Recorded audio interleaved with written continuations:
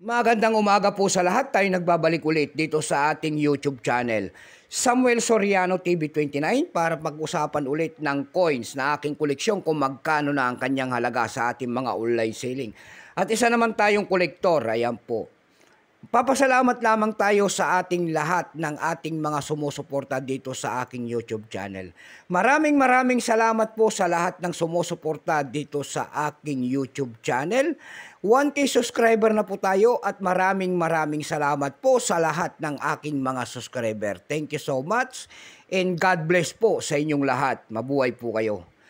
Ayan, yung sumusuporta naman, maraming salamat din po sa sumusuporta doon sa ating FB page. Samuel Soriano po yung ating FB page. Maraming salamat po sa lahat pong na nakapalo doon sa akin. Lalo na po yung mga nagsisend po ng star din dyan ay maraming salamat po. Special shoutout lang natin lahat po ng yung mga namatayan dyan sa ating daragin po. Ayan, si Auntie Rosa po. Condolence po sa inyong lahat mga Soriano family po. Dyan po sa Daragin, Dumpay, Basista, Pangasinan po. Babatiin ko na special shoutout ang ating uncle dyan po sa Samonte, Quezon, Isabela po. Bernabe Binuya Pinto po ng Aurora. Ayan. Bernabe Binuya Pinto po, ayan, and Bernal Belen Pinto, and then Auntie Mercy, Uncle Melchor po. Lahat po ng Ilocano po dyan sa Samonte, Quezon, Isabela, ayan. Yun naman pong hindi pa po nakapag-subscribe dito sa aking YouTube channel. Anyayaan ko lang sana kahit malaking tulong na po o bagay ang inyong magagawa. Tulad na lamang po ng ating pagpindot ng ating subscribe button, like and share para ma-update ko kayo sa mga latest ko pang gagawin mga video po. Meron na naman tayong pag-usapang barya. Ito po ay bulinggit. 10 centimos po. Ayan. 10 sentimo. Ayan. Ni Francisco Baltasar po. Ayan.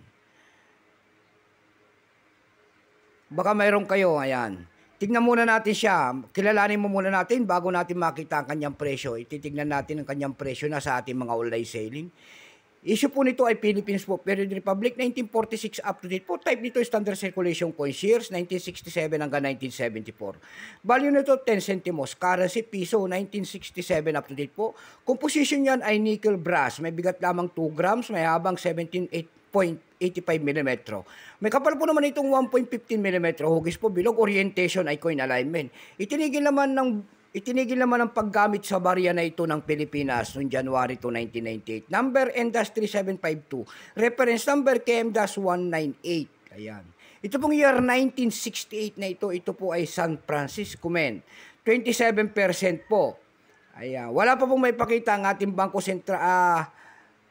Kung ilang piraso naman pala ang ginawa sa barya na hawak natin ng Pilipinas, ito po ay 60 million. Exactly po, walang butal. 60 million. Pero may price na po ito doon sa ating numista.com kung tawagin ng ating mga kolektor. Yung kanyang extra fine ay 17. Almost uncirculated ay 18. Uncirculated nito ay nagkakahalaga na po ng 22 pesos. Tayo naman po ay dumako sa kanyang mga presyo sa ating mga online selling. Doon sa ating eb.com na bintahan ng coins, pandaigdigan po. Mayroon tayong nakita nagbebenta doon ng $5.27. Nasundan po ito ng $4.49. Meron na rin tayo nakita ang pinakamalit doon na nagbebenta nito ng $2.25. Dako naman tayo sa Carousel PH kung tawagin. Sa Carousel PH po, mayroon tayong nakita nagbebenta doon ng 6 na piraso nitong year 1968. Binibenta niya po ng 350 pesos. Meron na rin tayo nakita doon nagbebenta nito ng 70 pesos. Yung pinakamababa po na bintahan doon ay nagkakalaga po ng 40 pesos. Ayan lamang po ang ating may babaging kanyang presyo. Keep safe po sa natin. God bless.